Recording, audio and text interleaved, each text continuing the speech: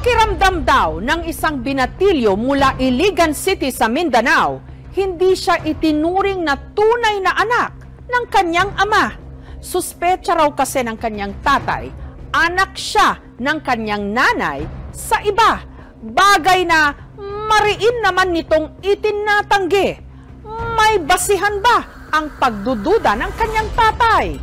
Hayaan nating DNA na ang magpasya.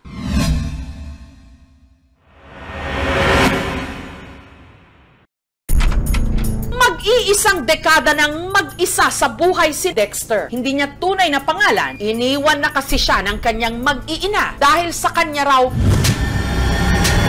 pagmamalupit bilang ama at asawa. Bunga na rin ng kanyang pagdududa. Paniniwala kasi ni Dexter ang lumalabas na bunso nila ng kanyang misis na si alias Mary na itago natin sa pangalang Mark. Anak daw ni Mary. Sa iba, naniwala ako, dili na ko niya siya anak. Wala ko nagkaramdaman niyang anak ko siya. Iba daw yung papa ko. Sinisisi ko po yung sarili ko kasi nagiwalay yung mama ko at papa ko. Sakit talaga anak ko na hindi niya tatanggapin. Ang mahigit 1.5 dekadang palaisipan, mabibigyan na ngayon ng kalinawan ng DNA test. Tama kaya ang hinala ni Dexter na hindi niya anak si Mark? At ang resulta ng DNA paternity test ay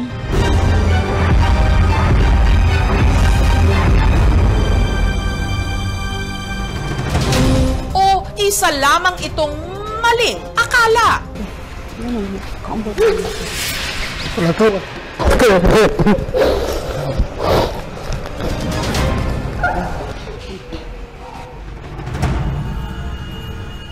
Sa bahay na ito sa Iligan City sa Mindanao, binuo ng mag-asawang Mary at Dexter ang kanilang pamilya. Hindi naman yung kalandiyo sa labas, ha?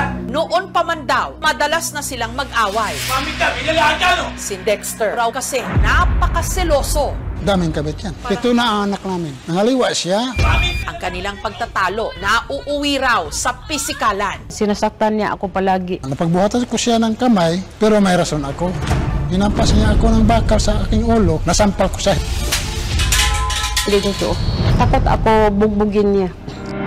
Ang lamat sa kanilang relasyon, lalong lumala taong 2006 nung si Dexter may napansin sa kanyang misis. Bakit buntis ka, ha? Sino ma? Sabi niya hindi siya buntis. Hanggang umabot ng 6 na buwan, klaro na. Ba't nagbuntis ka? Nga hindi man kita ginagalaw. Pero kung maglasing yan, maraming bisis niya ako ginalaw. Maglalasing ko, pero hindi ko siya ginagalaw.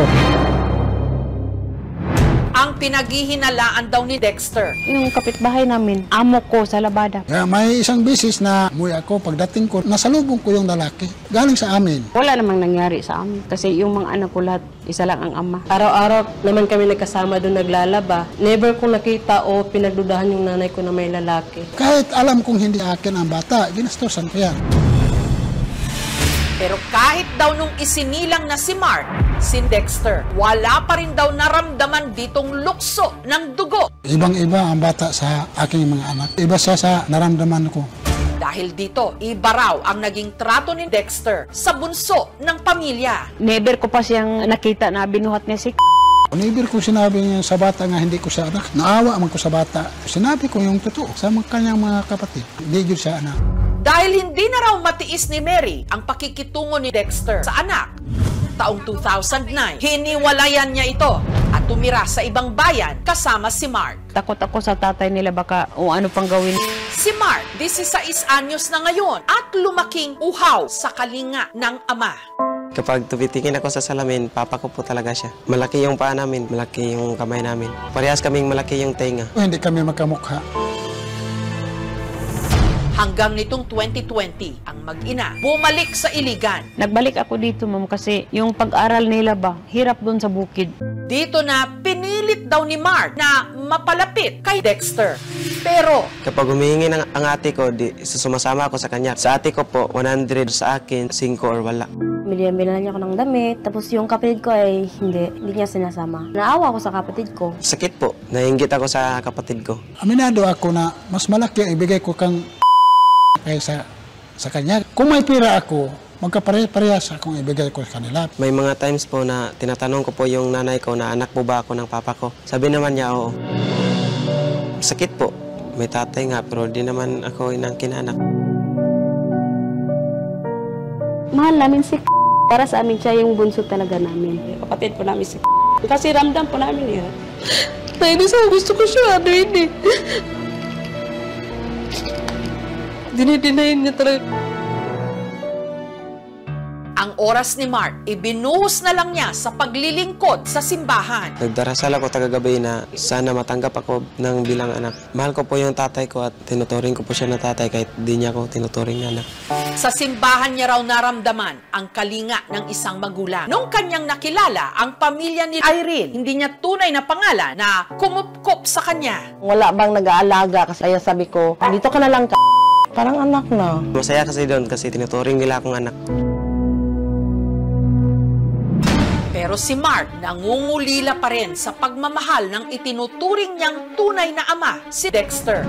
At batid ng mag-iina na matutuldukan lang ang pagdududa ng kanilang padre de pamilya kapag napatunayan nilang mali ang kutob nito. Naniwala ako, dili na ko niya siya anak. Gusto kong ma-DNA si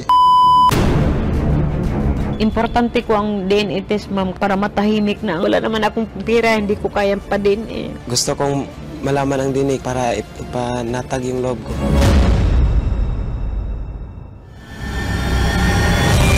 Kaya lumapit sila sa aming programa. Gusto ko pong ipa-DNA test yung kapatid ko, kaso wala po akong pambayad. Susunod, ang ama na si Dexter. Hindi niya tunay na pangalan mula Iligan. Naninindigang hindi niya anak. Ang bunso ng kanyang misis na si Mary. Hindi niya tunay na pangalan na si Mark. wala ko nagkaramdaman niyang anak ko siya. Si Dexter at si Mark sumalang sa DNA paternity test. 100% akong positive yung DNA. Nagdarasal pa ako na sana positive. Ngayong birthday ko po, wish ko po na pupunta yung papa ko. Ang sa akin man, negative. At lumabas na ang resulta ng DNA test. Matutupad na kaya ang birthday wish ni Mark na matanggap na rin siya ng kinikilala niyang ama? Wala ko nagkaramdaman niyang anak ko siya. Ang kasagutan, manganganak pa ng mga katanungan. Mga kumagtuon na may ani. Ang resulta ng DNA test nagbumulat sa pamilya. Mamahingi ako yung tawad sa kanya. Ako. Ilan? Susunod na.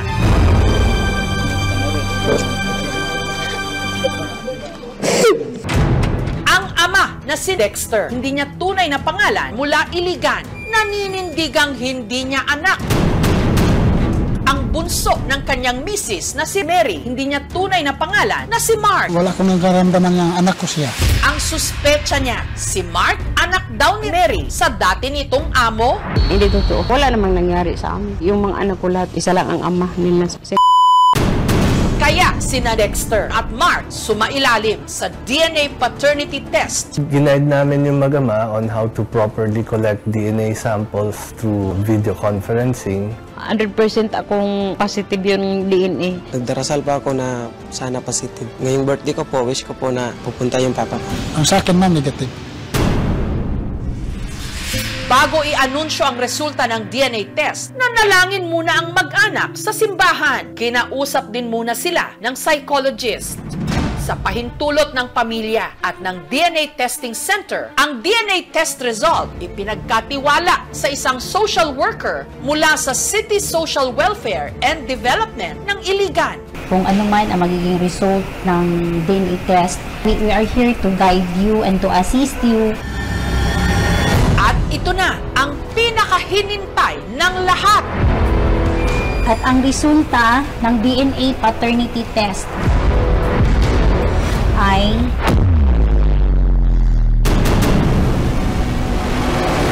zero percentage.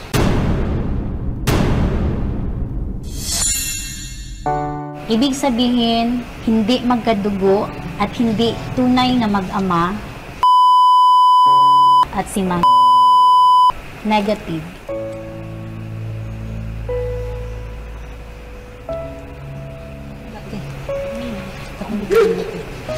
Wala ko.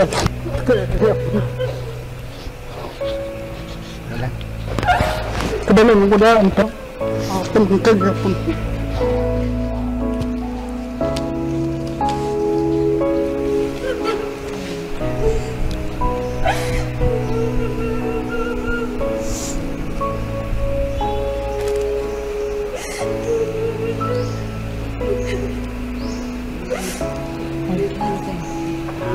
Tama ang hinala ko sa mas lalo akong naawa sa kanya ngayon. Ngayon nalaman ko nga hindi siya akin. Masakit po. Kasi hindi ko naranasan ng merong ama.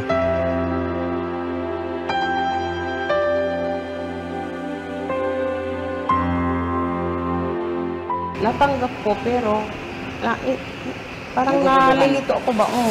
At nung tinanong si Mary kung sino ba tunay na ama ni Mark, Hindi ko naalala.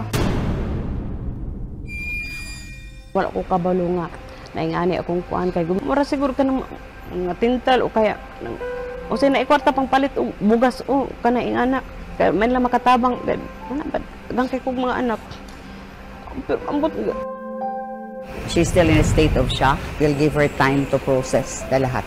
Ay alam ko.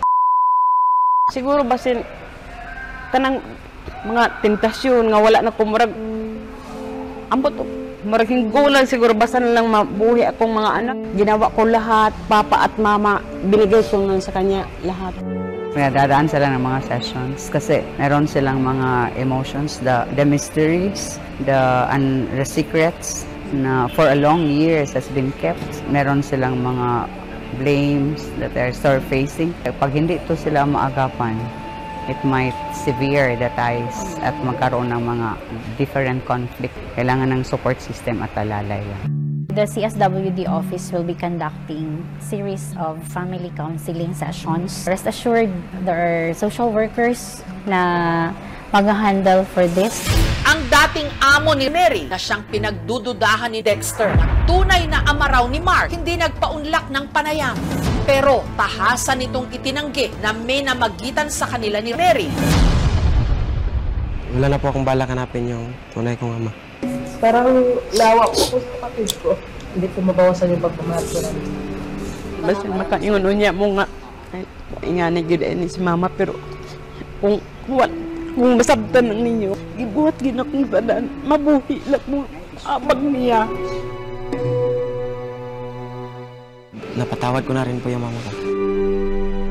Mamahingi ako yung tawad sa kanya kung anong naramdaman niya sa akin na parang hindi ko siya tinatanggap. Pero ayaw lang po og kaulaw, og dool ako. Dool lang ko. Kaya ako matabang ko naman pero tinuturing ko siyang anak. Mas mamahalin ko. Tuturin ko pa rin siya po siyang tatay. Kaya sa darating na birthday ni Mark, ang hiling niya na makasama pa rin ang kanyang tatay Dexter. Handa ako sa kanyang birthday na. Kung kailan napatunayan ni Dexter, tama ang kanyang suspetsa o hinala na hindi niya kadugo o anak si Mark.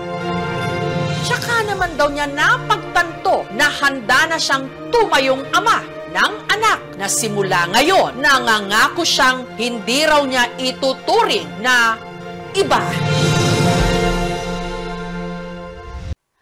Thank you for watching mga kapuso. Kung nagustuhan niyo po ang videong ito, subscribe na sa GMA Public Affairs YouTube channel and don't forget to hit the bell button for our latest updates.